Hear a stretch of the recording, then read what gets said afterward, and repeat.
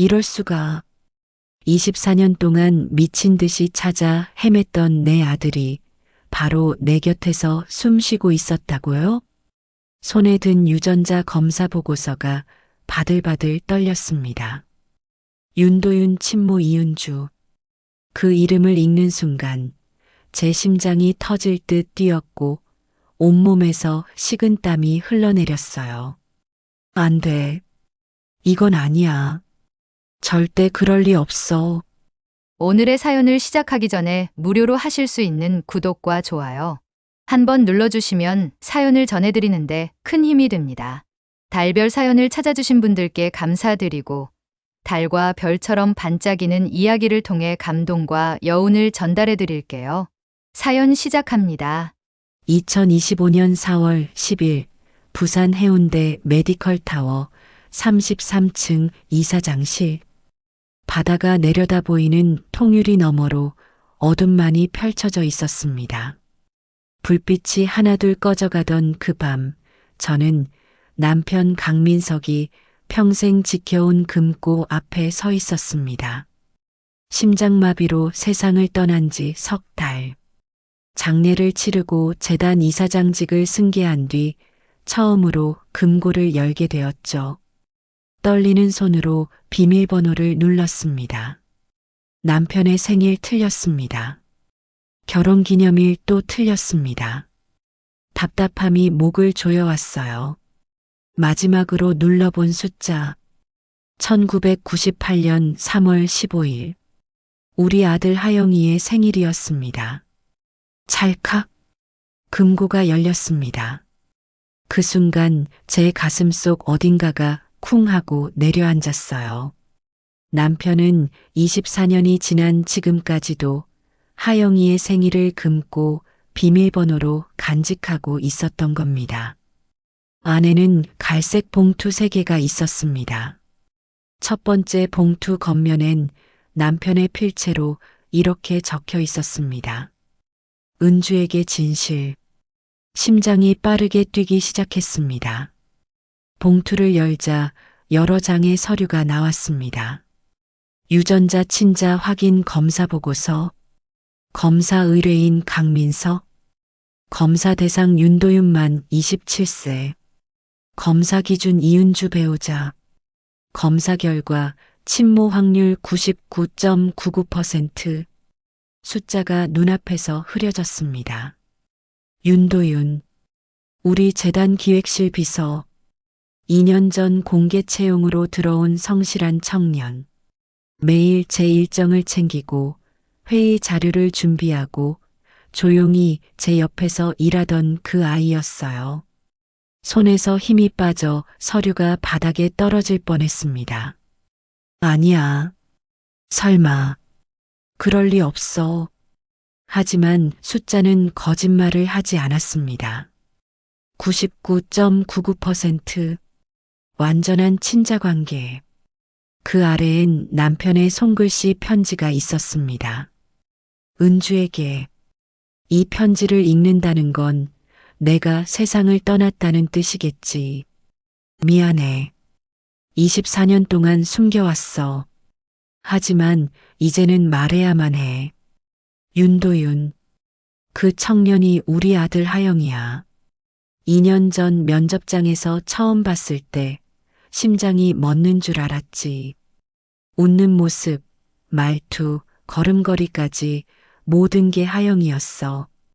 그래서 몰래 그의 머리카락을 채취해 나와 너의 DNA 검사를 의뢰했어. 결과를 보자마자 울었어. 기쁨인지 슬픔인지 모를 눈물이었어. 하지만 말할 수 없었어. 너에게도 도윤에게도. 왜냐하면 은주, 내가 알아야 할 더 큰 진실이 있어. 24년 전 그날 밤 내가 기억하는 것과 진실은 달라. 나는 편지는 거기서 찢겨 있었습니다. 남편이 일부러 남긴 공백처럼. 다음 봉투는 사설 탐정 보고서였습니다. 조사 대상 윤도윤. 출생 추정 1998년경. 발견 장소 2005년 부산 북구 산중 폐가. 발견 당시 상태 중증 외상, 기억 상실, 언어 능력 상실. 보호시설 부산 해동보육원. 가슴이 찢어졌습니다. 3살에 실종되어 7살 무렵 폐가에서 발견된 내 아들. 그 어린 나이에 얼마나 무섭고 고통스러웠을까요? 기억이 떠올랐습니다. 2001년 8월 12일 해운대 가족여행. 하영이는 3살이었어요. 바닷가 모래성을 쌓으며 까르르 웃던 아이. 제 손을 꼭 잡고 파도를 무서워하던 아이. 그날 밤 샤워하는 사이 남편이 하영이를 데리고 편의점에 간다고 나갔습니다. 하지만 돌아오지 않았죠. 30분, 1시간, 2시간. 새벽 3시가 돼서야 남편은 혼자 돌아왔습니다. 창백한 얼굴로 울면서 말했어요. 미안해. 잠깐 한눈을 판 사이에 하영이가 사라졌어. 그날 이후 저는 무너졌습니다. 매일 거리를 헤매며 아들을 찾았어요. 병원도 경찰서도 고아원도 샅샅이 뒤졌습니다. 3년을 그렇게 살았죠. 하지만 지금 이 서류가 말하고 있습니다. 남편은 알고 있었어요. 하영이가 어디 있는지, 어떤 일을 겪었는지, 그리고 24년 뒤 우리 곁으로 돌아왔다는 사실까지도요. 왜 숨겼을까요? 그에게 어떤 두려움이 있었던 걸까요? 마지막 봉투 속엔 보육원 시절 도윤의 사진들이 들어 있었습니다. 7살, 10살, 15살. 그중 한 장. 10살 무렵 보육원 마당에서 찍은 사진. 고개를 살짝 왼쪽으로 기울이며 한쪽 눈을 찡그린 채 웃고 있었습니다. 그 웃음, 하영이의 웃음이었습니다.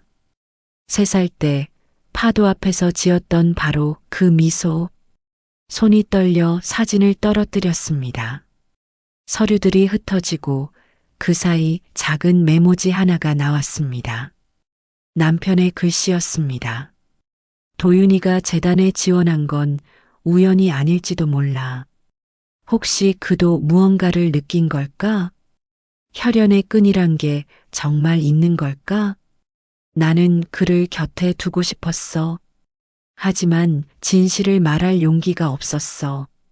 왜냐하면 거기서 글이 끝났습니다. 그때였습니다. 복도에서 발소리가 들렸습니다. 또각, 또각. 문 앞에서 멈춘 뒤 노크 소리가 들렸죠. 이사장님, 아직 안 주무셨죠? 저 윤도윤입니다. 심장이 쿵 떨어졌습니다. 급히 서류를 봉투에 넣고 금고에 다시 넣었습니다. 손이 떨려 제대로 다치지도 않았어요. 심호흡. 진정해야 했습니다. 아무것도 모르는 척해야 했습니다. 문을 열었습니다. 도윤이 서 있었습니다. 검은 정장 차림, 단정한 자세, 그리고 그 눈빛. 죄송합니다, 이사장님. 내일 이사회 자료 검토가 급해서요. 그 목소리. 따뜻하고 차분한 음성. 어디선가 들어본 듯한 울림. 손이 스쳤습니다. 그 짧은 순간 전기가 흐르는 듯 했습니다. 말로 설명할 수 없는 감정이 밀려왔어요. 괜찮아요. 조금 피곤해서 그래요. 도윤은 고개를 숙였습니다. 그럼 내일 뵙겠습니다. 돌아서는 그의 옆 얼굴, 왼쪽 귓불 아래 작은 점이 보였습니다. 하영이에게도 있었던 점. 세상 어디에도 단 하나뿐인 표식. 다리에 힘이 풀려 문틀을 붙잡았습니다. 엘리베이터 문이 닫히는 소리가 들릴 때까지 멍하니 서 있었습니다. 책상 앞에 주저앉았습니다. 눈물이 흘렀습니다. 찾았어. 드디어 찾았어. 24년 동안 미친 듯이 찾아 헤매던 내 아들을. 하영아, 엄마가 늦어서 미안해. 정말 미안해. 하지만 이제부터 시작입니다. 진실을 찾아야 해요. 남편이 남긴 더 큰 진실. 그날 밤 정말 무슨 일이 있었는지.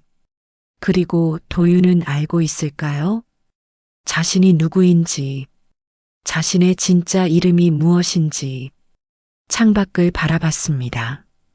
밤바다 위로 희미한 달빛이 비쳤습니다. 2001년 그날 밤도 아마 이런 달이 떴겠죠. 이제 저는 알고 있습니다. 제 아들이 돌아왔다는 걸. 다른 이름으로, 다른 기억으로. 하지만 분명히 돌아왔습니다. 이제 시작입니다. 24년 만에 진실을 마주하는 여정. 그리고 잃어버린 아들을 되찾는 싸움입니다. 다음 날 아침 7시 30분.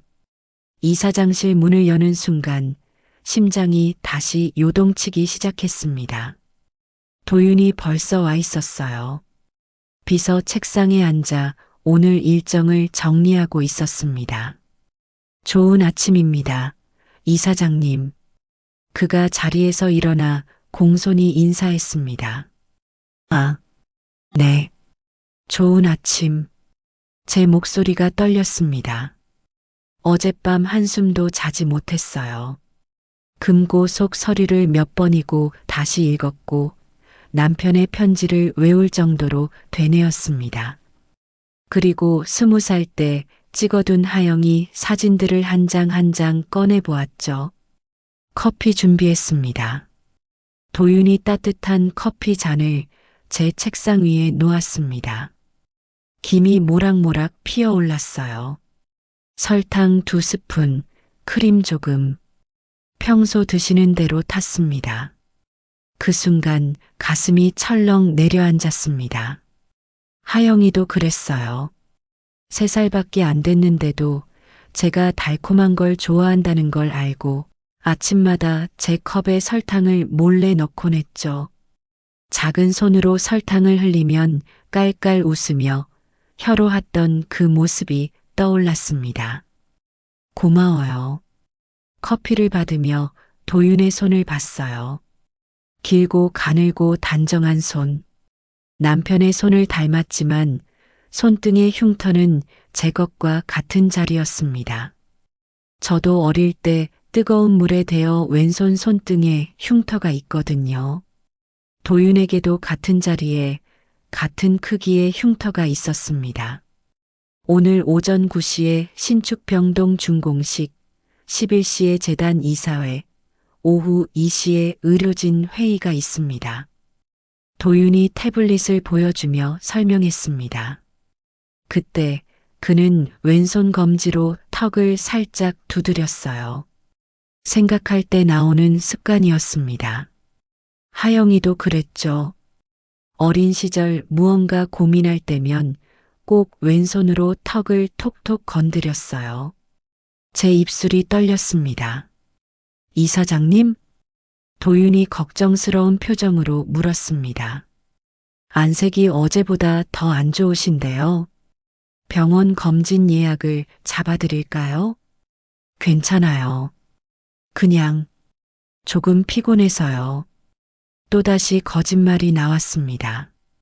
어떻게 말할 수 있을까요? 너는 내 아들이야. 24년 전 잃어버린 내 하영이야.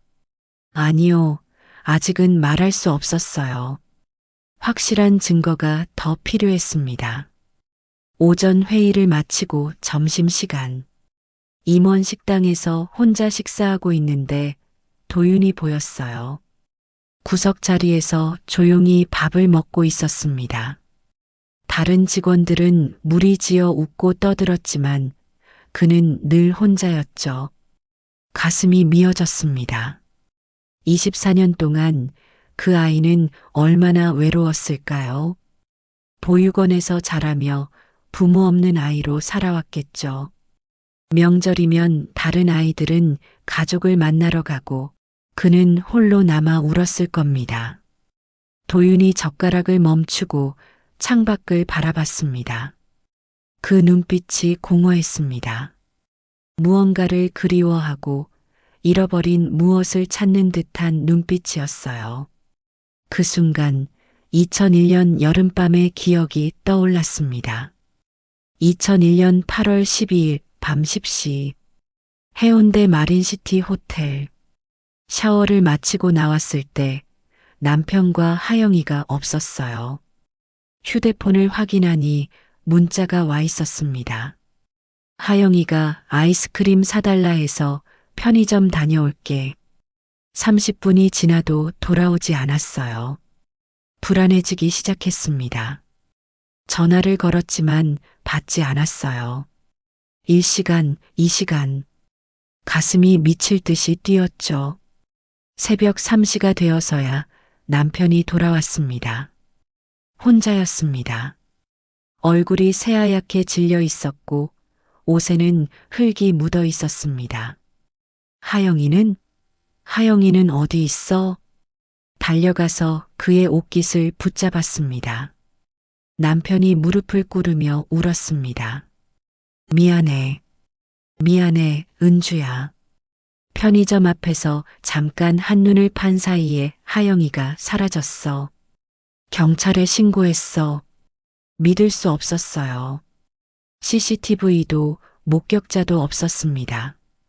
3살짜리 아이가 한순간에 사라진 겁니다. 그날 이후 제 인생은 지옥이었습니다. 거리를 헤매며 포스터를 붙이고 TV 프로그램에도 나가고 무당까지 찾아갔습니다. 3년이 흘러 법원에서 실종자 사망 선고가 내려졌습니다. 빈관을 묻으며 제 심장도 함께 묻혔어요. 하지만 포기하지 않았습니다. 밤마다 꿈에 하영이가 나왔어요. 엄마. 손을 뻗으면 사라지고 다시 나타나 울던 그 아이. 그 꿈을 수천 번은 꿨습니다. 그리고 남편은 제 곁을 지켰습니다. 언젠가 기적이 올 거야. 그 말을 믿었어요. 우리 둘이라면 하영이를 찾을 수 있을 거라고. 하지만 남편은 알고 있었습니다. 하영이가 어디에 있었는지, 무슨 일을 겪었는지, 그리고 2년 전 우리 곁으로 돌아왔다는 것까지도요. 이사장님, 누군가 제 어깨를 가볍게 두드렸습니다. 깜짝 놀라 돌아보니 박준혁 원장이 서 있었습니다. 제 대학 동기이자 30년 지기 친구. 남편이 세상을 떠난 뒤 재단 의료 고문으로 와준 고마운 사람이었죠. 밥도 안 드시고 멍하니 계시네요. 무슨 일 있어요? 그가 제 앞에 앉으며 물었습니다. 아니요, 그냥 말을 흐렸습니다. 준혁 오빠는 제 표정을 유심히 보더니 낮은 목소리로 말했습니다. 민석이가 뭔가 남겼나 보네요. 금고 열었죠? 숨이 멎을 뻔했습니다. 어떻게? 민석이가 세상 떠나기 전에 말했어요. 준혁아, 내가 죽으면 은주가 금고를 열 거야. 그때 내가 곁에 있어줘. 그럼 오빠도 알고 있었어요? 도윤이가 하영이라는 거? 준혁 오빠가 천천히 고개를 끄덕였습니다. 민석이가 2년 전에 말했어요. 도윤이가 입사 지원했을 때부터 의심했다고. 그래서 제게 몰래 혈액 검사를 부탁했죠. 저도 놀랐어요. 결과가 일치했어요. 가슴이 먹먹했습니다. 그런데 왜 나한테는 말하지 않았어요? 민석이는 당신을 보호하려고 했어요. 하영이를 잃은 죄책감에 시달리는 당신을 더 아프게 하고 싶지 않았대요. 눈물이 고였습니다. 남편은 끝까지 우리를 지키려 했던 겁니다. 그리고 또 하나. 준혁 오빠가 태블릿을 꺼내 보이며 말했습니다.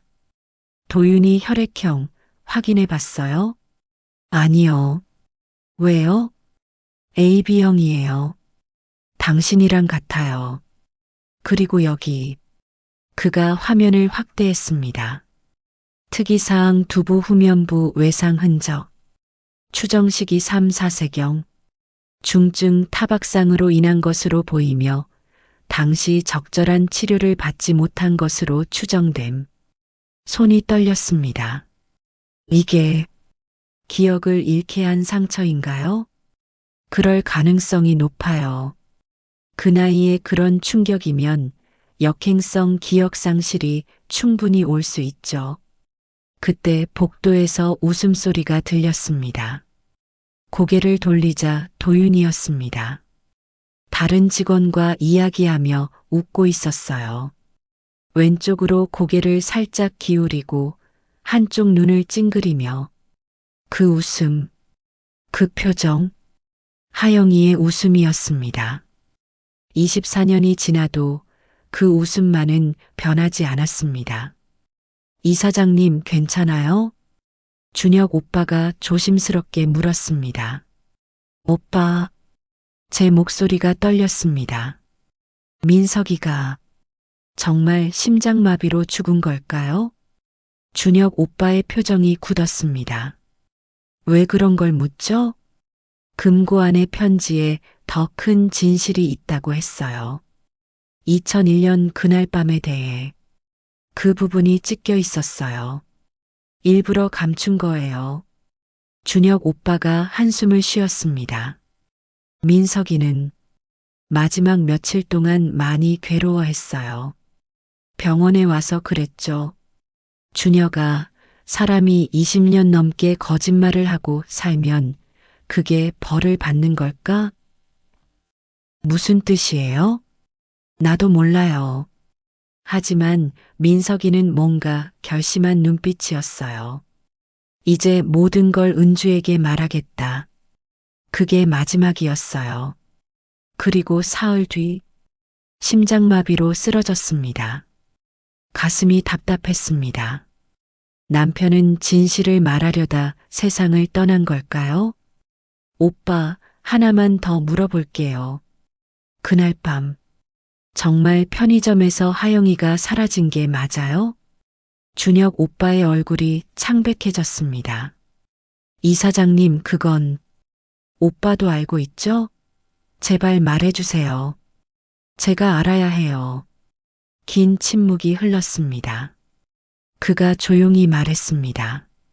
민석이가 응급실에 실려왔을 때 의식을 잃기 직전에 내 손을 잡고 그랬어요. 준혁아, 미안해. 나는 하영이를. 말이 끊겼습니다. 뭐요? 하영이를 어떻게 했다는 거예요? 거기까지만 말하고 의식을 잃었어요. 그게 마지막이었어요. 그때 제 휴대폰이 울렸습니다. 모르는 번호였습니다. 이은주 이사장님이십니까? 낯선 남자 목소리. 네, 그런데요. 저는 법무법인 정도의 변호사 김성민입니다. 고 강민석 회장님의 유언장 집행건으로 연락드렸습니다. 유언장이요? 네. 그런데 이상한 점이 있습니다. 유언장이 2개입니다. 하나는 3년 전 작성된 것, 하나는 사망 일주일 전에 새로 작성된 것입니다. 그리고 두 유언장의 내용이 완전히 다릅니다. 심장이 쿵 떨어졌습니다. 어떻게 다르다는 거죠? 그건 직접 오셔서 확인하셔야 합니다. 내일 오전 10시 가능하실까요? 네, 가겠습니다. 전화를 끊었습니다. 준혁 오빠가 묻습니다. 무슨 일이에요? 남편이 유언장을 2개 남겼대요. 하나는 죽기 일주일 전에 쓴 거래요. 죽기 직전에 고개를 끄덕였습니다. 가슴속 불안이 커져갔습니다.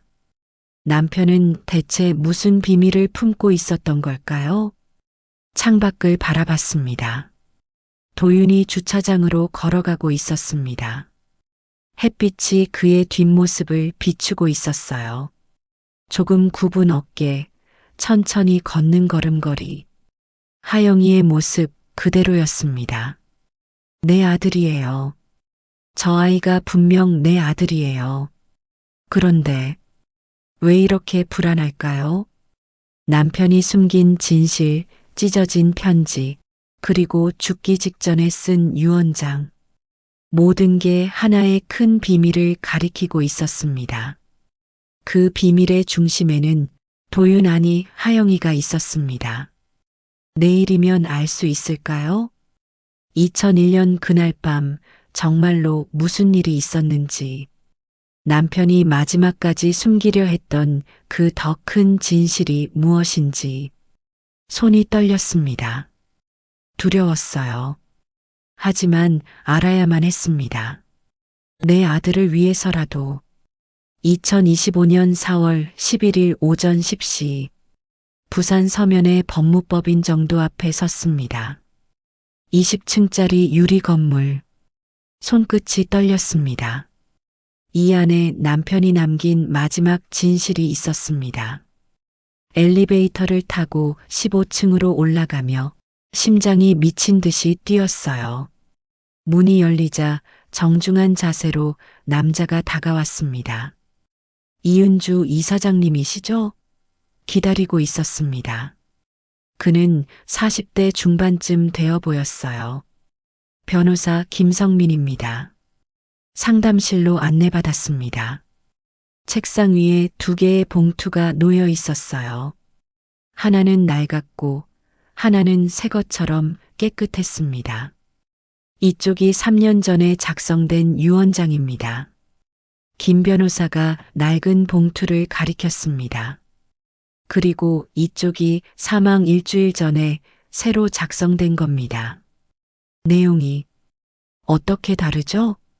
제 목소리가 떨렸습니다. 그는 첫 번째 봉투를 펼쳤습니다. 3년 전 유언장에는 재단 이사장직과 전 재산을 아내인 이은주 이사장님께 상속한다고 되어 있습니다. 일반적인 형태죠. 이윽고 2번째 봉투를 열었습니다. 하지만 새 유언장은 조금 다릅니다. 그가 서류를 제 앞으로 밀었습니다. 읽기 시작했습니다. 최종 유언장. 나 강민석은 온전한 정신으로 다음과 같이 유언한다. 1. 재단 이사장직은 아내 이은주에게 승계한다. 2. 재산의 50%는 아내 이은주에게 상속한다. 3. 재산의 50%는 윤도윤 생년월일 1998.3 15추정에게 상속한다. 4. 윤도윤은 나와 이은주의 친생자 강하영이 맞다. 5. 이은주에게 금고안 USB를 반드시 확인할 것. 손이 떨렸습니다. 남편이 도윤에게 재산의 절반을 남겼다고요? 그리고 금고안 USB요? 제가 물었습니다. 금고에서 그런 걸 발견하셨나요? 김 변호사가 고개를 저었습니다. 아니요. 저희는 유언장만 보관하고 있었습니다. 아마 직접 확인하셔야 할 겁니다. 서류를 들고 법무법인을 나왔습니다. 숨이 가빠졌습니다. 차를 몰아 곧장 병원으로 향했습니다. 금고를 다시 열어야 했습니다. 오후 1시 이사장실. 문을 잠그고 커튼을 닫았습니다. 금고를 열었어요. 어제 봤던 갈색 봉투 3개가 그대로 있었습니다. 그 뒤편 깊숙한 곳을 살펴봤습니다. 거기 있었습니다. 작은 검은색 USB 하나. 테이프로 붙어 있었어요. 흰색 유성펜 글씨로 쓰여 있었습니다. 은주에게 마지막 진실. 가슴이 쿵 떨어졌습니다. 떨리는 손으로 노트북을 켰습니다. USB를 꽂았어요. 파일은 하나. 최종 고백. MP4. 더블 클릭. 화면에 남편이 나타났습니다. 여윈 얼굴, 초췌한 눈빛, 입술은 말라 있었고 눈 밑은 짙게 그늘져 있었습니다. 죽기 며칠 전 찍은 영상 같았어요. 남편이 카메라를 바라보며 입을 열었습니다. 은주야, 이 영상을 보고 있다면 나는 이미 세상에 없겠지. 미안해. 정말 미안해. 24년 동안 거짓말을 하고 살았어. 눈물이 흘렀습니다. 남편의 목소리가 떨렸어요. 2001년 8월 12일 밤. 내가 기억하는 것과 진실은 달라. 나는 내게 거짓말을 했어. 편의점 앞에서 하영이가 사라진 게 아니야. 심장이 멎는 줄 알았습니다. 그날 밤 나는 하영이를 데리고 차를 몰고 나왔어. 편의점이 아니라 바닷가로 갔지. 하영이가 바다 보고 싶다고 했거든. 그런데 남편이 눈을 감았습니다. 눈물이 떨어졌습니다. 잠깐 한눈을 팔았어. 단 몇 초였어. 그리고 쿵 하는 소리가 났지. 브레이크를 밟았지만 늦었어. 차 앞에 하영이가 쓰러져 있었어. 안 돼.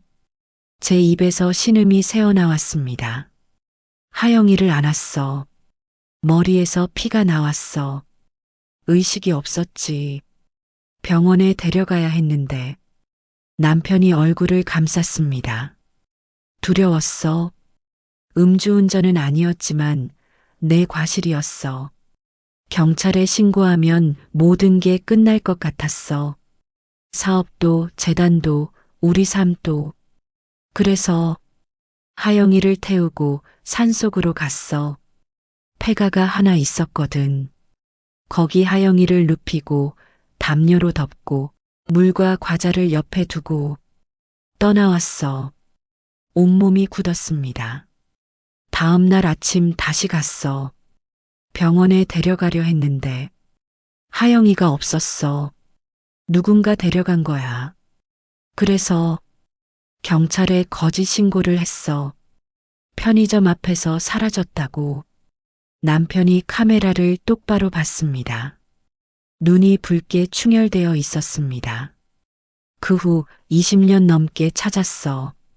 사설 탐정까지 고용했어. 그러다 3년 전 해동 보육원 기록에서 발견했어. 2005년에 입소한 신원불상 아동. 나이도 장소도 맞았어. 보육원에 연락했더니 그 아이가 윤도윤이라는 이름으로 입양됐다고 하더군. 양부모는 사고로 세상을 떠났고 2년 전 도윤이가 재단에 입사 지원했을 때 나는 알아봤어. 면접장에서 심장이 멎는 줄 알았어. 우리 하영이였거든. 남편이 울었습니다. 유전자 검사를 했어. 99.99% 일치했어. 하지만 말할 수 없었어. 내가 저지른 죄가 너무 컸으니까. 내가 그 아이를 다치게 했고, 버렸고, 거짓말을 했으니까. 어떻게 그럴 수가 있어요. 목이 메어 말이 나오지 않았습니다. 남편은 계속 말했습니다. 은주야, 미안해. 정말 미안해. 나는 비겁한 인간이었어. 하지만 내가 진실을 알아야 해. 그는 책상 서랍에서 봉투 하나를 꺼냈습니다. 이 안에 도윤이의 개인 노트북 비밀번호가 적혀 있어. 그리고 잠시 망설이더니 말을 이었습니다. 은주야, 조심해. 도윤이는 이미 알고 있을지도 몰라. 뭐라고요? 제 심장이 얼어붙었습니다. 6개월 전이었어. 내 서재에서 도윤이를 봤어. 금고를 열고 유전자 검사 보고서를 보고 있었지. 그리고 울고 있었어. 온몸이 소름 돋았습니다. 그날 이후 도윤이는 떠나지 않았어. 계속 우리 곁에 머물렀어. 왜일까? 진실을 알면서도 아무 말도 하지 않는 이유. 혹시 복수하려는 건 아닐까? 남편의 표정이 어두워졌습니다. 재단 내부 감사 자료를 확인해 봐. 3개월 전부터 비서실에서 이상한 움직임이 있었어. 누군가 계좌를 조사하고 이사들의 비리를 캐고 있었어. 그게 도윤이일 수도 있어. 은주야. 도윤이를 찾은 건 기적이야. 하지만 조심해. 내가 저지른 죄가 너무 커. 도윤이가 날 용서하지 않을 수도 있어. 화면이 꺼졌습니다. 검은 화면만 남았어요. 의자에 주저앉았습니다. 손이 떨렸습니다. 남편이 하영이를 산속에 버렸다고요? 안 돼. 안 돼. 고개를 저었습니다. 믿고 싶지 않았어요. 하지만 그는 죽음을 앞두고 있었습니다. 거짓 고백을 할 이유가 없었어요. 그리고 더 큰 충격. 도윤은 이미 알고 있었다는 사실. 6개월 전부터요. 자신이 누구인지, 무슨 일을 겪었는지 다 알고 있었어요. 그런데도 아무 말 없이 곁에 남아 있었어요. 왜? 복수하기 위해서? 그때 문 두드리는 소리가 들렸습니다. 똑똑, 똑똑. 이사장님, 저 도윤입니다. 긴급 서류가 있어서요. 도윤의 목소리. 평소처럼 차분했지만 이제는 다르게 들렸습니다. 잠깐만요.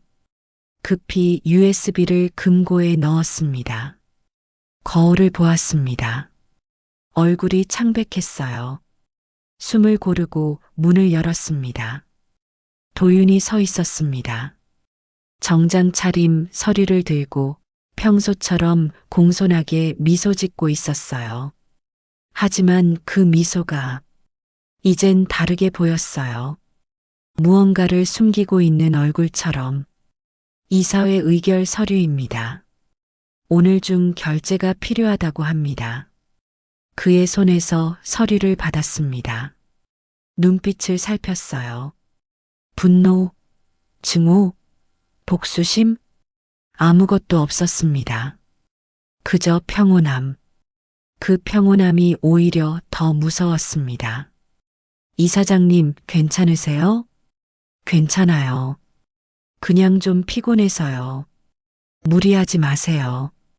회장님 돌아가신 후 너무 무리하십니다. 그 한마디, 회장님, 아버지를 그렇게 부르는 목소리가 이상하게 들렸습니다. 아니야. 설마, 정말 복수하려는 걸까? 참, 이사장님. 도윤이 조용히 물었습니다. 회장님, 서재 정리는 다 하셨어요? 제가 도와드릴까요? 심장이 덜컥했습니다. 아니요. 괜찮아요. 제가 직접 할게요. 금고도 여셨죠? 비밀번호 찾으셨나요? 몸이 굳었습니다. 왜 금고 이야기를? 네. 열었어요. 다행이네요. 그는 미소 지었습니다. 중요한 서류들이 많을 텐데 걱정했어요. 그 미소가 너무 차가워 보였습니다. 그럼 이만 나가보겠습니다. 편히 쉬세요. 문이 닫혔습니다. 저는 그대로 주저앉았습니다. 이제 확신했습니다. 도윤은 알고 있습니다. 자신이 누구인지, 자신에게 무슨 일이 있었는지, 그리고 우리 곁에 남아 있습니다. 복수를 위해서 핸드폰을 들었습니다. 박준혁 원장에게 전화를 걸었습니다. 이사장님, 어쩐 일로? 오빠, 도윤이가 이미 알고 있었어요. 6개월 전부터요. 뭐라고요? 남편이 USB에 남긴 영상을 봤어요. 도윤이가 금고를 뒤지는 걸 봤대요. 잠시 침묵. 이사장님, 준혁 오빠의 목소리가 낮아졌습니다. 혹시 3개월 전 재단 내부 감사 때 이상한 점 없었어요? 내부 감사요? 누군가 이사들 계좌를 몰래 조사했어요. 비리 자료를 모으고 있었죠. 민석이가 막으려 했지만 그게 도윤이라는 거예요? 확실하진 않아요. 하지만 가능성은 있어요. 이사장님 조심해요. 도윤이가 정말 복수하려는 거라면. 전화가 끊겼습니다. 창밖을 봤습니다. 주차장을 걷는 도윤의 뒷모습. 햇빛이 그를 비추고 있었어요. 평온하고 조용했어요. 하지만 이젠 알았습니다. 그 평온함 뒤에 숨은 진짜 얼굴을. 24년의 진실, 남편의 죄, 그리고 아들의 복수, 모든 게 제 앞에 놓여 있었습니다. 하지만 저는 아직 몰랐어요. 진짜 반전은 지금부터라는 것을요. 도윤의 목적은 복수가 아니었습니다. 그리고 그 진실을 알게 되는 순간 제 인생은 완전히 바뀌게 될 거였습니다. 그날 밤 잠을 이룰 수 없었습니다. 새벽 3시까지 뒤척이다가 결심했어요.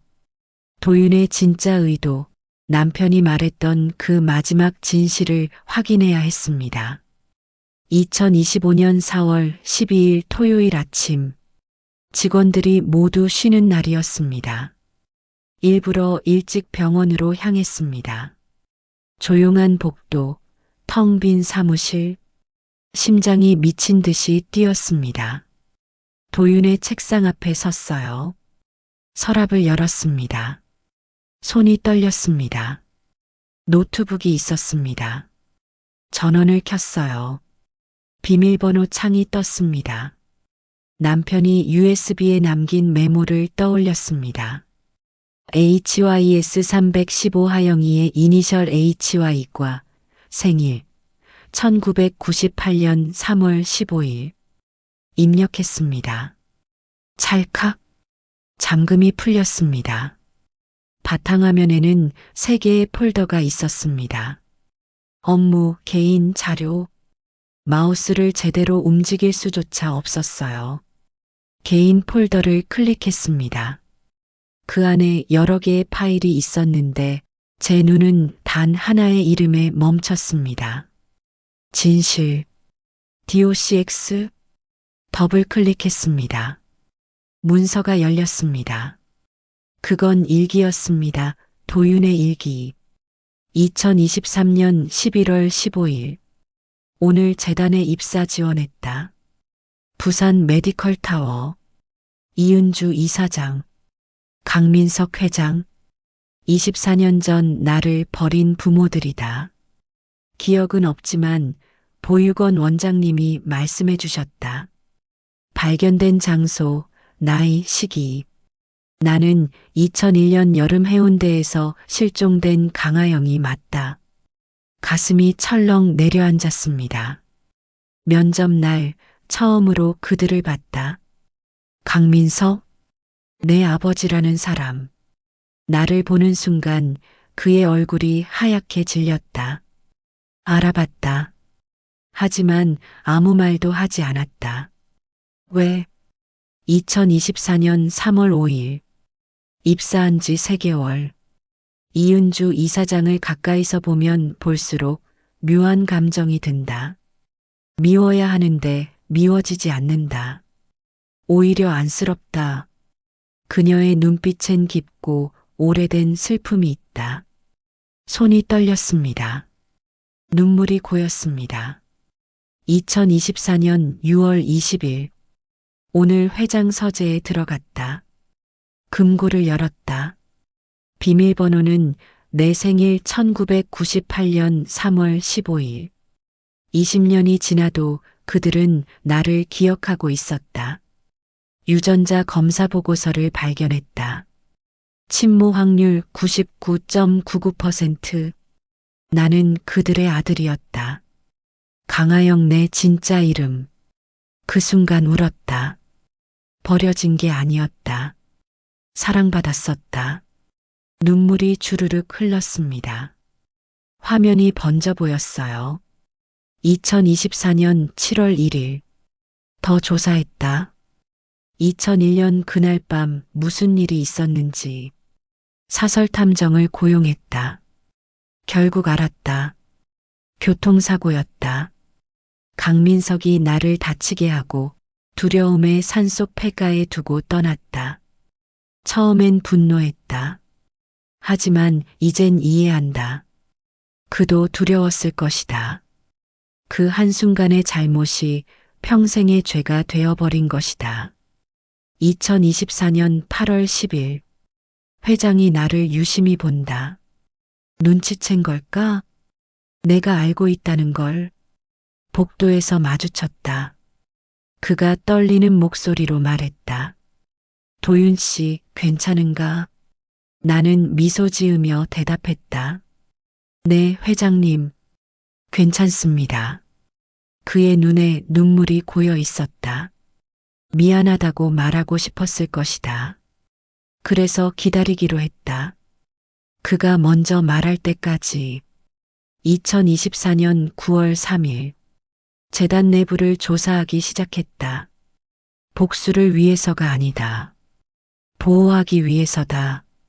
이은주 이사장을, 나의 어머니를, 몇몇 이사들이 비리를 저지르고 있다. 자금 횡령, 허위 계약, 뒷거래. 특히 비서실장 박철수와 재무이사 한상민이 주범이다. 이게 드러나면 재단이 무너질 것이다. 그리고 어머니가 모든 책임을 지게 된다. 그건 안 된다. 온몸에 전율이 흘렀습니다. 도윤은 복수를 하려던 게 아니었습니다. 저를 지키려 했던 거였어요. 2024년 10월 15일. 증거를 모았다. 횡령 내역, 허위 계약서, 뒷거래 녹음 파일. 모두 USB에 담았다. 하지만 아직 공개하지 않았다. 타이밍이 중요하다. 회장이 나를 불렀다. 도윤 씨, 내게 할 말이 있나? 없습니다, 회장님. 그가 말했다. 나는 자네에게 큰 죄를 지었네. 그 말을 듣는 순간 가슴이 뭉클했다. 2024년 11월 1일. 강민석 회장이 세상을 떠났다. 심장마비였다.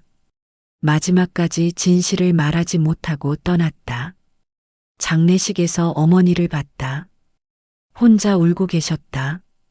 다가가 위로해드리고 싶었다. 어머니, 저 여기 있어요. 당신의 아들이에요. 그렇게 말하고 싶었다. 하지만 아직은 때가 아니었다. 결정했다. 어머니 곁에 남아 그녀를 지키기로. 아들로서가 아니라 비서로서. 노트북을 덮었습니다. 눈물이 주르륵 흘렀습니다. 도윤은 복수하려던 게 아니었습니다. 저를, 어머니를 지키려 했던 거예요. 그때였습니다. 뒤에서 들려온 목소리. 이사장님. 깜짝 놀라 돌아보니 도윤이 서 있었습니다. 언제 들어온 걸까요? 얼굴이 창백했습니다. 도윤 씨, 목소리가 떨렸습니다. 제 노트북을 보셨군요. 조용한 말투, 화난 기색은 없었습니다. 오히려 안도하는 듯 했습니다. 미안해요. 나는 무슨 말을 해야 할지 몰랐습니다. 도윤이 천천히 다가왔습니다. 눈빛이 젖어 있었습니다. 알고 계셨죠? 제가 누군지. 고개를 끄덕였습니다. 금고에서 남편이 남긴 서류를 봤어요. 그럼 2001년 그날 밤 일도 아시네요. 교통사고, 산속 폐가, 모든 걸. 응. 눈물이 흘렀습니다. 미안해. 정말, 정말 미안해, 하영아. 그 이름을 부르는 순간 도윤의 눈에서도 눈물이 흘렀습니다. 하영이, 그가 낮게 속삭였습니다. 그게 제 진짜 이름이었군요. 24년 동안 잊고 살았던 이름. 그래, 강하영. 1998년 3월 15일생. 너는 내 아들이야. 하영이가 고개를 숙였습니다. 어깨가 떨렸습니다. 왜 6개월 동안 아무 말 없이 있었어? 두려웠어요. 어머니가 절 받아주실지, 아버지의 죄 때문에 절 미워하실지, 그리고 혹시 제가 나타나면 어머니가 더 아파하실까봐 차라리 모르는 게 나을까 싶었어요. 가슴이 찢어졌습니다. 그를 껴안았습니다. 24년 만에 다시 품에 안은 아들. 미안해, 하영아. 엄마가 널 지키지 못해서 혼자 버려두고. 아니에요, 어머니. 어머니 잘못이 아니에요. 한참을 울고 나서 하영이가 물었습니다. 어머니, 재단 비리건 알고 계세요? 너의 일기에서 봤어. 내가 증거를 모으고 있다며. 다음 주 이사회에서 공개하려고 했어요. 그런데, 뭔데? 박철수 비서실장과 한상민 재무이사가 눈치챈 것 같아요. 어제 그들이 말하는 걸 들었어요. 증거를 없애야 한다. 도윤이가 너무 많이 알고 있다. 심장이 덜컥했습니다. 위험한 거 아니야? 괜찮아요.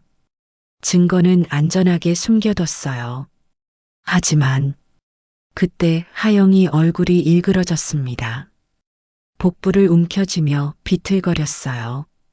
하영아, 급히 붙잡았습니다. 괜찮아요. 조금. 하지만 얼굴은 새하얗고 식은땀이 흘렀습니다. 병원 가야 해. 지금 당장.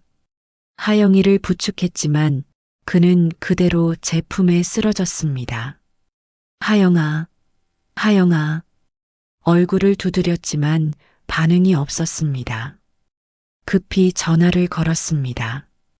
여기 33층 비서실입니다. 응급 환자요. 의료진이 달려왔습니다.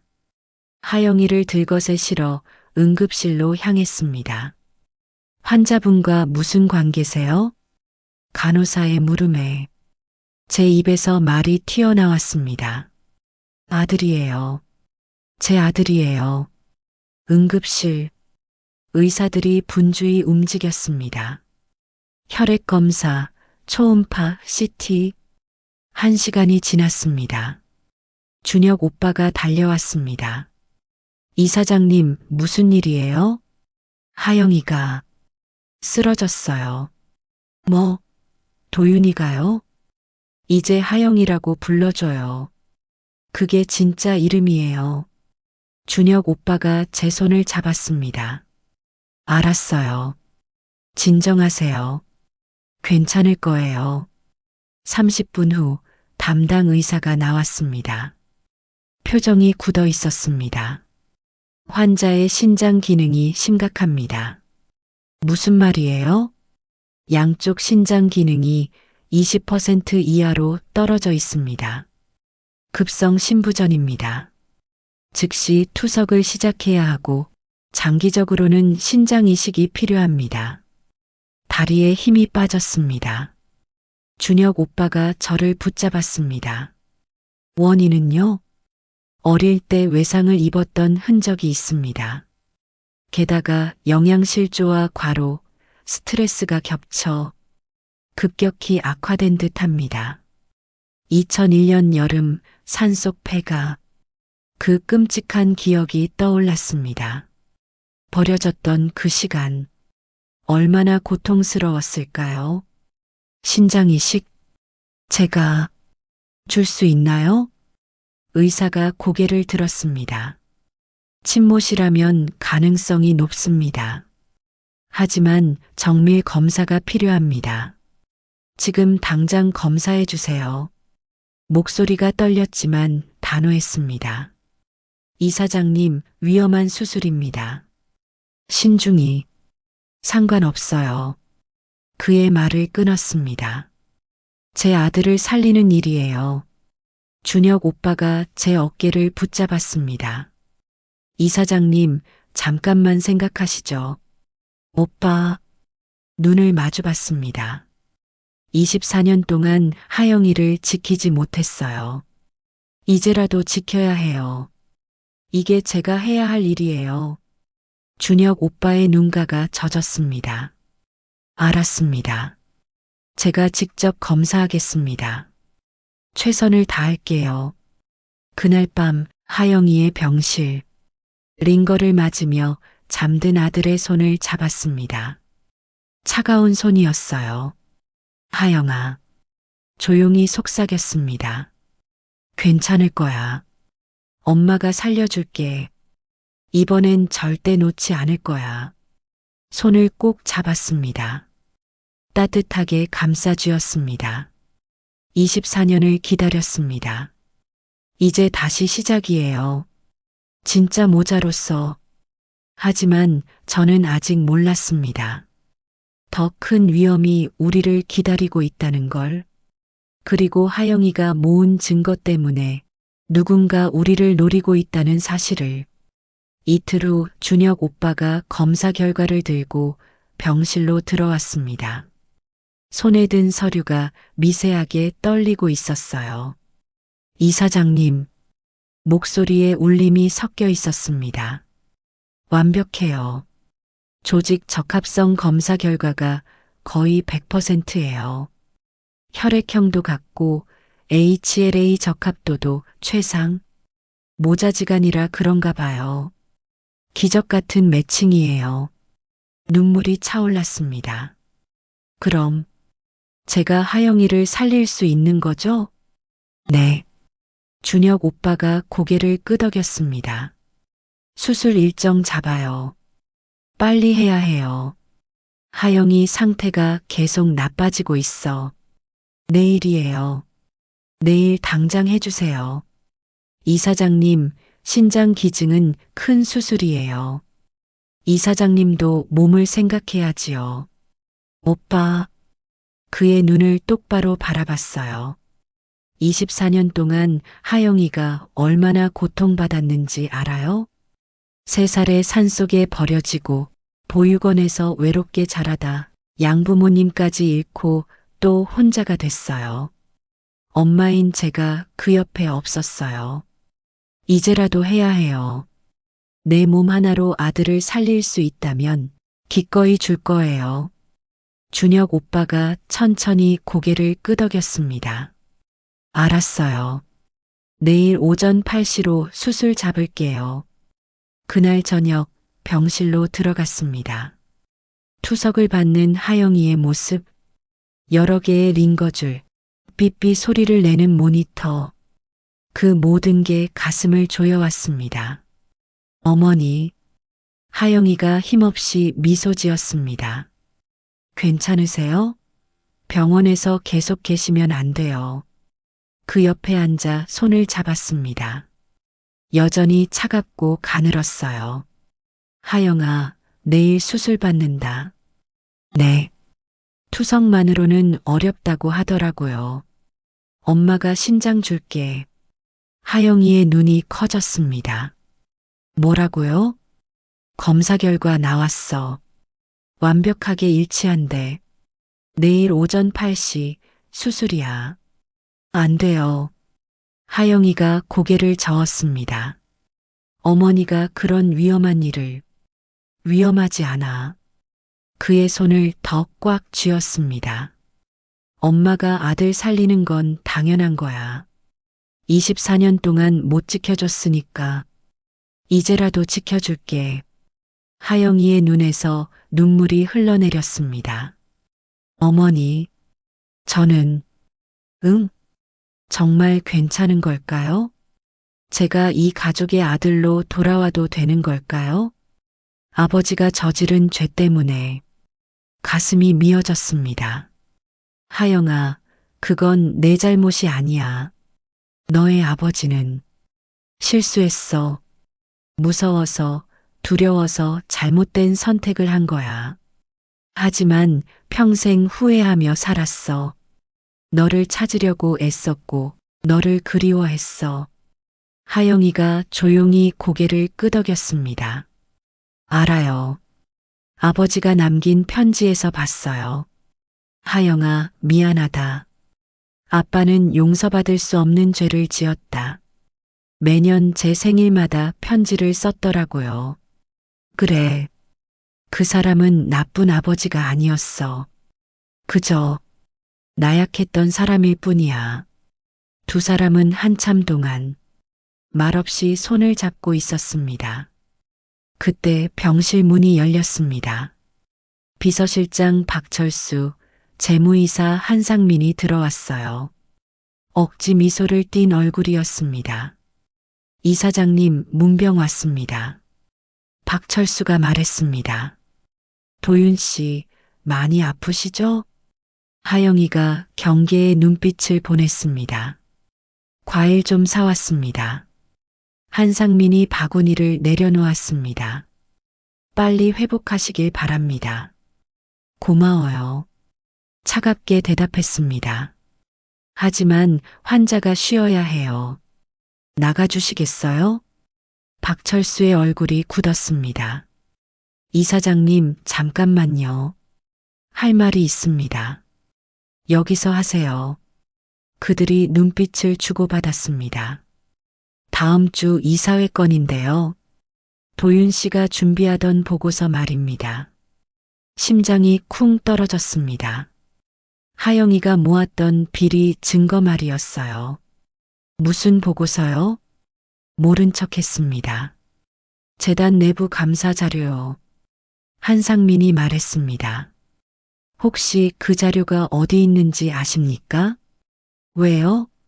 하영이가 침대에서 몸을 일으켰습니다. 제 자료가 왜 필요하신데요? 아, 그냥요. 박철수가 웃었습니다. 하지만 그 눈은 싸늘했습니다. 계속 진행하려면 자료가 필요해서요. 필요 없어요. 제가 단호히 말했습니다. 하영이는 지금 아파요. 업무는 나중에 하죠. 두 사람이 불편하게 눈을 마주쳤습니다. 그때 문이 다시 열렸습니다. 박준혁 원장이 들어왔습니다. 손에 서류 뭉치를 들고 있었습니다. 잘 왔네요. 두 분 할 말이 있습니다. 박철수와 한상민의 얼굴이 굳었습니다. 이거 보세요. 준혁 오빠가 서류를 펼쳤습니다. 재단 회계 장부입니다. 그리고 이건 지난 3년간 당신들이 빼돌린 자금 내역이에요. 12억 3천만 원. 무슨 소리입니까? 박철수가 버럭 소리쳤습니다. 근거요? 준혁 오빠가 USB를 꺼냈습니다. 하영 씨가 모아둔 증거예요. 녹음 파일, 계좌 이체 내역, 허위 계약서까지 다 있습니다. 한상민이 휘청거렸습니다. 그건 제가 말을 이었습니다. 어제 변호사를 통해 검찰에 이미 고발했습니다. 내일이면 조사받게 될 겁니다. 박철수의 얼굴이 일그러졌습니다. 이사장님, 우리가 얼마나 재단을 위해 일했는데요. 이게 배신 아닙니까? 배신? 제 목소리가 차갑게 가라앉았습니다. 재단 돈을 훔치고 환자 치료비를 빼돌리는 게 재단을 위한 일이었나요? 당신들 때문에 얼마나 많은 환자들이 치료를 못 받았는지 알아요? 준혁 오빠가 소리쳤습니다. 의료진 월급도 밀리고 장비도 제때 못 샀어요. 다 당신들 때문이야. 나가세요. 단호히 말했습니다. 지금 당장. 그리고 내일 아침까지 사표 내세요. 안 그러면 법적 조치 취할 겁니다. 두 사람은 분노를 감추지 못한 채 병실을 나갔습니다. 문이 쾅 닫혔습니다. 하영이가 안도의 한숨을 내쉬었습니다. 어머니, 증거를 어떻게 해? 내가 노트북에 백업해둔 거 찾았어. 준혁 오빠가 미소 지었습니다. 클라우드에 잘 숨겨뒀더라. 감사합니다, 원장님. 고맙긴. 내가 우리 재단을 지켜준 거야, 하영아. 다음 날 새벽 6시 수술 준비가 시작되었습니다.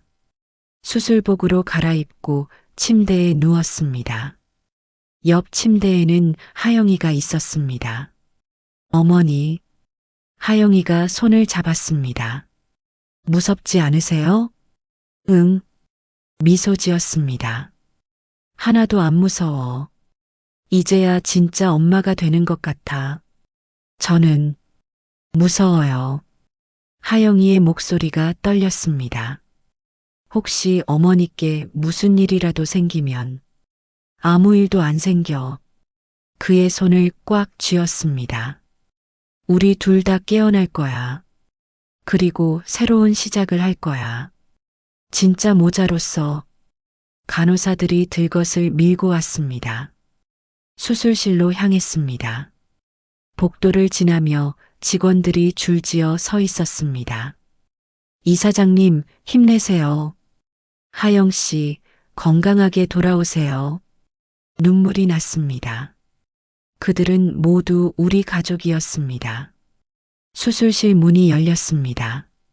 차가운 공기, 밝은 조명, 분주히 움직이는 의료진. 이사장님, 준비됐습니다. 마취과 의사가 말했습니다. 고개를 돌려 옆 수술대의 하영이를 보았습니다. 하영아, 사랑해. 저도 사랑해요, 어머니. 마취 주사가 들어왔습니다. 의식이 점점 흐려졌습니다. 마지막으로 본 건 눈물 흘리며 미소 짓는 아들의 얼굴이었습니다. 하영아, 이번엔 엄마가 지켜줄게. 수술은 6시간 동안 진행되었습니다. 준혁 오빠가 직접 집도했습니다. 제 왼쪽 신장을 적출해 하영이에게 이식했어요. 복도에는 직원들이 모여 기도하고 있었습니다. 수술 성공했습니다. 준혁 오빠의 말에 환호성이 터져 나왔습니다. 회복실, 눈을 떴을 때 가장 먼저 보인 건 하영이의 얼굴이었습니다. 옆 침대에서 숨을 고르고 있었어요. 하영아, 목소리가 약하게 나왔습니다. 그가 눈을 떴습니다. 어머니, 깨어나셨어요. 응, 너는 괜찮아요. 신장이 잘 작동하고 있대요. 어머니 덕분에 살았어요. 눈물이 주르륵 흘렀습니다. 다행이다. 정말 다행이야. 준혁 오빠가 들어왔습니다. 두 사람 다 잘했어요. 이식된 신장 완벽해요. 거부 반응도 없어요. 오빠, 고마워요. 고맙긴요. 이사장님 진짜 대단해요. 당연하죠. 전 엄마니까요. 하영이가 손을 잡았습니다. 이번엔 따뜻했어요. 어머니 사실 하나 더 있어요. 뭔데? 아버지 서재에서 또 다른 편지를 찾았어요. 어머니 앞으로 온 거요. 간호사가 봉투를 건넸습니다. 남편의 필체였습니다. 은주에게 이 편지를 읽을 때쯤이면 너는 이미 수술을 마쳤을 거야. 하영이에게 내 신장을 줬겠지. 내가 너를 얼마나 잘 아는지 알잖아. 미안하다. 24년 전 내 죄 때문에 너마저 고통받게 했어. 하지만 고맙기도 하다. 내가 있어서 하영이가 살 수 있었고 우리 가족이 다시 만날 수 있었다. 은주야, 행복해라. 하영이와 함께 내 목까지 사랑해줘. 그리고 용서해줘. 나를 그리고 우리를 사랑한다. 강민석 편지를 읽으며 눈물이 멈추지 않았습니다. 남편은 알고 있었습니다. 제가 어떤 선택을 할지, 어떤 사랑으로 아들을 지킬지. 어머니, 하영이가 조용히 말했습니다. 저도 아버지를 용서할게요. 그분도 두려웠던 거잖아요. 인간적인 약함이었겠죠. 그래. 우리 모두 용서하자. 그리고 다시 시작하자. 그날 밤 병실 창밖으로 별이 보였습니다. 하영이와 나란히 누워 하늘을 바라봤어요. 어머니, 저 별 보여요? 응. 가장 밝은 저 별. 아버지 같아요. 그러네. 우릴 지켜보고 있나 봐. 어머니. 응. 이제 진짜 가족이 된 거죠? 손을 꼭 잡았습니다. 그래. 진짜 가족이야. 이제 영원히. 24년의 기다림이 끝났습니다. 이제는 새로운 시작이었습니다. 사랑과 용서, 그리고 생명의 이름으로 한 달이 흘렀습니다. 2025년 5월 초, 저와 하영이는 모두 회복했습니다. 퇴원하는 날, 병원 로비에는 직원들이 가득 모여 있었습니다. 이사장님, 하영씨, 환호성이 터져 나왔습니다. 꽃다발이 날아오르고 박수가 터졌습니다. 울고 있는 간호사들도 있었어요. 여러분, 목이 메었습니다. 고마워요. 정말, 정말 고마워요. 하영이가 제 팔을 잡았습니다. 어머니, 저 사람들 봐요. 우리 가족이에요. 그래, 우리 가족이야. 그날 오후 긴급 이사회가 열렸습니다. 회의실에는 전 이사들이 모두 모였고 박철수와 한상민은 이미 사표를 내고 검찰 조사를 받고 있었습니다. 자리에서 일어나 말했습니다. 오늘 중요한 발표가 있습니다. 여러분께 제 아들을 소개합니다. 강하영 부이사장입니다. 회의실이 술렁거렸습니다. 하영이가 일어나 정중히 인사했습니다. 안녕하십니까? 그동안 윤도윤이라는 이름으로 일해왔던 강하영입니다. 윤도윤이 이사장님 아드님이라고요? 이사 한 명이 놀라 물었습니다. 네. 24년 전 실종됐던 강민석 회장님과 이은주 이사장님의 친아들입니다. 유전자 검사로 확인되었습니다. 제가 친자 확인서와 개명 서류를 돌렸습니다. 모든 법적 절차가 완료된 문서였습니다.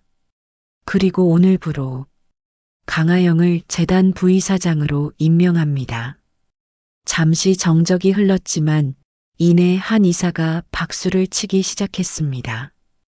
다른 이사들도 따라 박수를 쳤습니다. 회의실이 박수 소리로 가득 찼습니다. 축하합니다. 부이사장님. 강하영 부이사장님, 잘 부탁드립니다. 하영이의 눈가에 눈물이 맺혔습니다. 24년 만에 복귀. 잃어버린 이름이, 자리가, 가족이 돌아온 순간이었습니다. 이사회가 끝나고 회장실 옆에 새로 마련된 부이사장실로 향했습니다. 문패가 새로 달려 있었어요. 부이사장 강하영. 어머니. 하영이가 문패를 쓰다듬었습니다. 진짜예요. 제 이름이에요. 강하영. 그래. 내 진짜 이름이야. 이제 누구도 빼앗을 수 없어. 부이사장실 안으로 들어섰습니다. 책상 위에는 사진 액자 하나가 놓여 있었습니다. 하영이가 집어들었습니다. 이게 저예요? 응. 2살 때 돌잔치 사진이야. 사진 속 아기가 하얀 한복을 입고 청진기를 잡고 웃고 있었습니다. 청진기를 잡았네요. 하영이가 미소 지었습니다. 그래. 내가 의사가 될 줄 알았어. 그런데 지금 보니 재단을 이끄는 게 더 어울린다. 어머니, 하영이가 저를 바라봤습니다. 제가 잘할 수 있을까요? 물론이지. 넌 이미 잘하고 있어. 비리를 밝혔고, 환자를 먼저 생각했고, 올바른 길을 택했잖아. 그를 껴안았습니다. 자랑스러워, 우리 아들. 그날 저녁 24년 만에 아들과 함께 집으로 돌아왔습니다. 현관문을 열며 말했습니다. 어서 와, 하영아. 우리 집이야. 하영이는 천천히 걸어 들어왔습니다. 벽에 걸린 가족 사진을 바라보다가 한 장 앞에서 멈췄습니다. 해운대 바닷가에서 찍은 사진이었습니다. 3살 하영이가 모래성을 쌓고 있었어요. 그날 행복했죠? 그래. 목소리가 떨렸습니다. 그날이 마지막이었어. 그 다음 날, 널 잃었지. 하영이가 제 손을 잡았습니다. 이제 다시 행복해질 수 있어요. 우리 둘 다 식탁에 앉아 저녁을 준비했습니다. 된장찌개, 불고기, 김치전. 하영이가 좋아하던 음식들이었어요. 많이 먹어. 그릇에 반찬을 담아주었습니다. 하영이가 한 숟가락 뜨더니 멈췄습니다. 이 맛. 왜? 입에 안 맞아? 아니에요. 하영이의 눈에서 눈물이 흘렀습니다. 익숙해요. 이 맛. 어딘가에서 먹어본 것 같아요. 가슴이 벅차올랐습니다. 3살 때까지 매일 먹었던 맛이야. 엄마표 된장찌개. 하영이가 울었습니다. 기억은 없지만 몸이 기억하고 있었나 봐요. 저도 함께 울었습니다.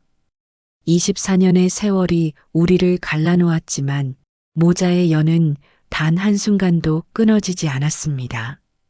3개월이 흘렀습니다.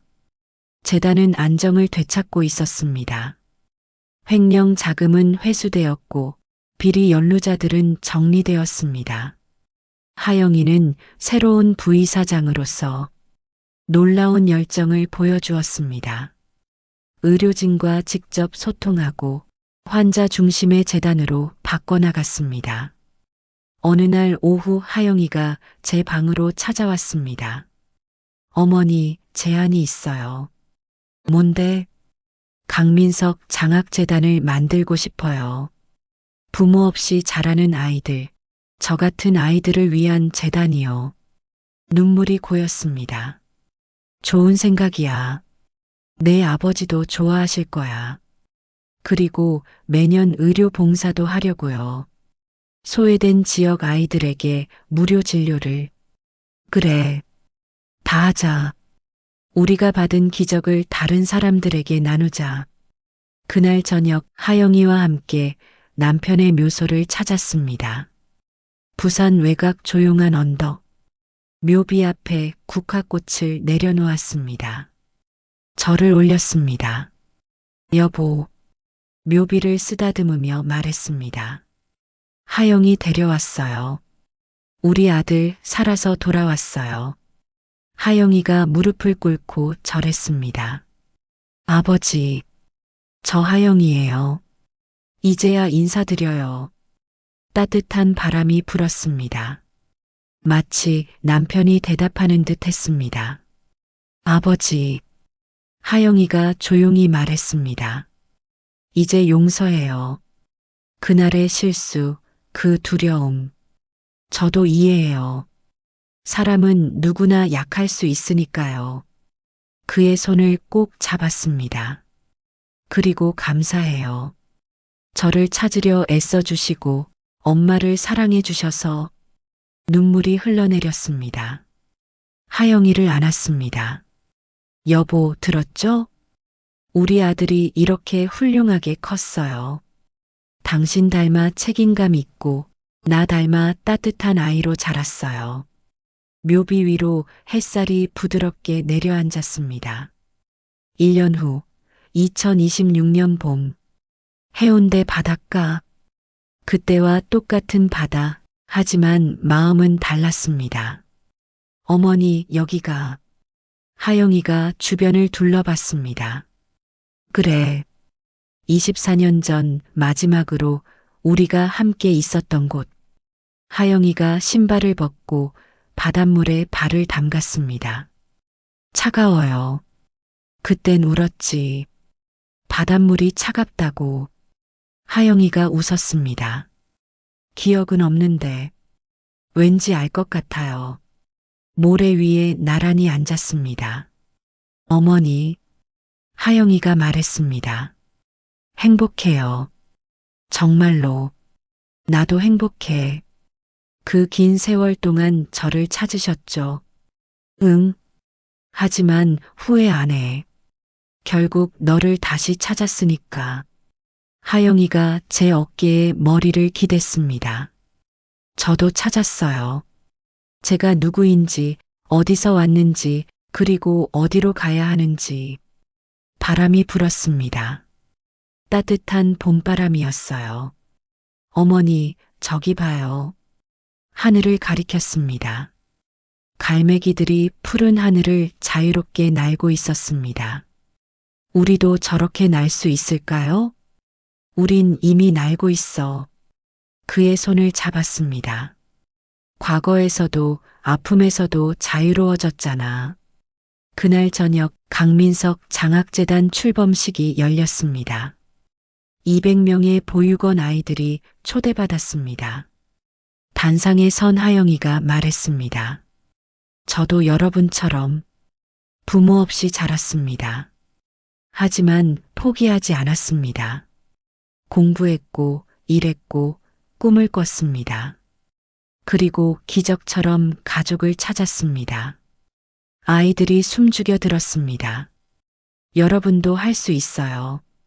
절대 포기하지 마세요. 여러분은 혼자가 아닙니다. 이 재단이, 이 사회가 여러분의 가족입니다.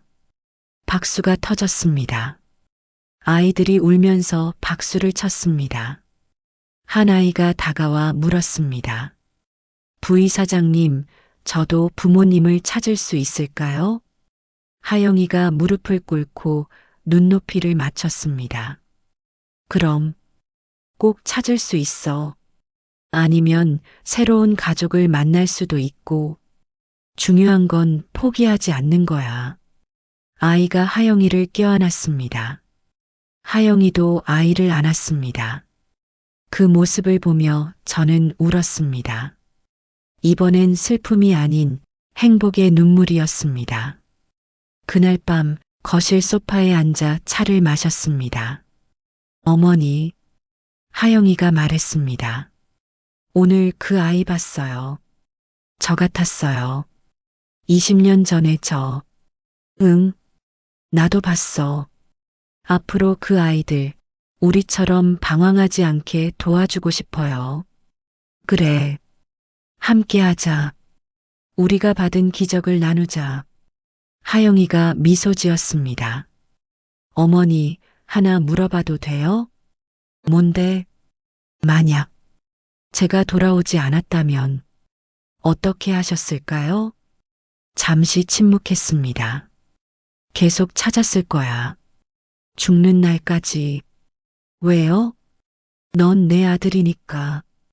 엄마는 절대 자식을 포기하지 않아. 하영이의 눈에서 눈물이 흘렀습니다. 감사해요. 포기하지 않아 주셔서. 껴안았습니다. 사랑해, 하영아. 엄마의 유일한 아들. 저도 사랑해요, 어머니. 창밖의 하늘에 별 하나가 유독 밝게 빛났습니다. 저 별, 아버지 같아요. 하영이가 말했습니다. 그래, 우리를 축복하고 계신가 봐. 두 사람은 그 별을 오래 바라보았습니다. 에필로그. 2년 뒤 2027년 봄. 부산 메디컬 타워 30층 강민석 어린이병원이 문을 열었습니다. 보육원 아이들과 저소득층 아동을 위한 무료 전문 병원이었어요. 테이프 커팅식 날 플래시가 터지고 박수 소리가 울렸습니다. 어머니, 우리가 해냈어요. 하영이가 속삭였습니다. 응, 우리가 해냈어. 그날 오후 첫 환자가 왔습니다. 심장병을 앓는 5살 여자아이. 걱정 마세요. 하영이가 아이 어머니에게 말했습니다. 모든 치료비는 재단에서 부담합니다. 아이를 꼭 살릴 겁니다. 아이 어머니가 울었습니다. 정말 감사합니다. 그 모습을 보며 깨달았습니다. 우리의 고통이 다른 사람의 희망이 되었다는 걸. 밤이 되어 옥상에 섰습니다. 부산의 불빛이 바다 위로 반짝이고 있었습니다. 어머니, 하영이가 말했습니다. 저 이제 알아요. 뭘? 그 20년이 왜 필요했는지요. 그 모든 고통이 왜 있었는지. 왜? 이 순간을 위해서요. 어머니를 다시 만나기 위해서. 그리고 저처럼 아픈 아이들을 돕기 위해서. 눈물이 흘렀습니다. 그래. 모든 건 이유가 있었네. 네. 이제는 감사해요. 그 모든 시간들에게. 하영이가 하늘을 올려다봤습니다. 아버지, 보고 계시죠? 저희 잘하고 있어요. 당신의 재단, 우리가 지키고 있어요. 따뜻한 바람이 불었습니다. 하영아, 내 어머니, 엄마는 정말 행복해. 저도요. 이 세상에서 제일 행복해요. 두 사람은 손을 꼭 잡았습니다. 부산의 야경, 반짝이는 불빛, 그 너머의 바다. 24년 전 모든 것이 시작된 곳. 이제는 슬픔이 아닌 새로운 시작의 장소. 사랑은 시간을 이기고, 진실은 거짓을 이기고, 용서는 미움을 이겼습니다. 그리고 그 모든 것 위에 포기하지 않는 사랑이 있었습니다. 하영아, 사랑해. 저도 사랑해요, 어머니. 영원히. 별빛이 반짝였습니다. 그 빛처럼 우리의 사랑도 영원히 빛날 것입니다. 그럼 오늘도 행복한 하루 되시고 다음에도 좋은 이야기, 달별 사연으로 찾아오겠습니다. 이야기를 끝까지 들으셨다면 댓글 하나만 남겨주세요. 감사합니다.